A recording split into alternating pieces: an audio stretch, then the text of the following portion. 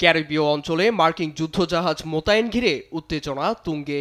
যুক্তরাষ্ট্রের দাবি, অঞ্চলটিতে দশকের পর দশক ধরে চলা মাদক চোরাচালান ঠেকাতে এমন পদক্ষেপ নিতে বাধ্য হয়েছে তারা।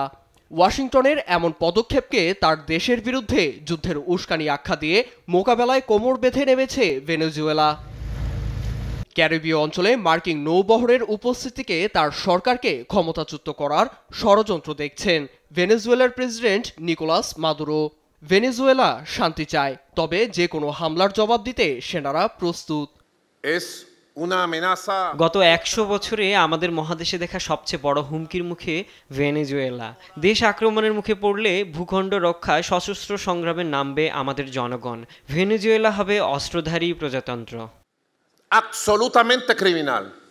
কারাকাসের দাবি, মার্কিন নৌবাহিনীর দুটি এজিস গাইডেড ক্ষেপণাস্ত্র ডেস্ট্রয়ার ইউএসএস জেসন ডানহাম অবস্থান করছে ক্যারিবীয় অঞ্চলে।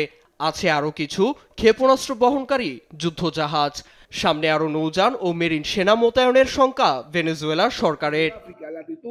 মার্কিন প্রেসিডেন্ট ডোনাল্ড ট্রাম্পের প্রশাসনের অভিযোগ, মাদক চোরাচালান ও অপরাধ চক্রের সঙ্গে জড়িত, যদিও এ সম্পর্কে কোনো প্রমাণ উপস্থাপন করতে পারেনি ট্রাম্প প্রশাসন।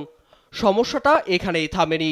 যুক্তরাষ্ট্র গেল আগস্টে প্রেসিডেন্ট মাদুরোকে ধরিয়ে দিতে ৫ কোটি মার্কিন ডলার পুরস্কার ঘোষণা করে পরিস্থিতিকে করেছে ঘোলাটে।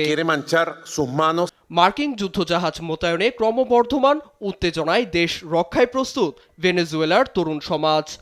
কারাকাসে বলিভারিয়ান ন্যাশনাল মিলিশিয়ায় যোগদানের প্রতিদিনই নাম লেখাচ্ছে বহু মানুষ। আমরা দেশপ্রেমিক হিসেবে আমাদের ভূখণ্ড ও সম্মান রক্ষার জন্য নাম লিখিয়েছি।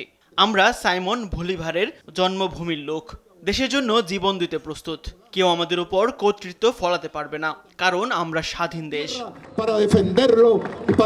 ক্যারিবীয় দ্বীপপুঞ্জের সামরিক শক্তি প্রদর্শন আঞ্চলিক স্থিতিশীলতায় চরম হুমকি। নিউজ ডেস্ক, দেশ টিভি।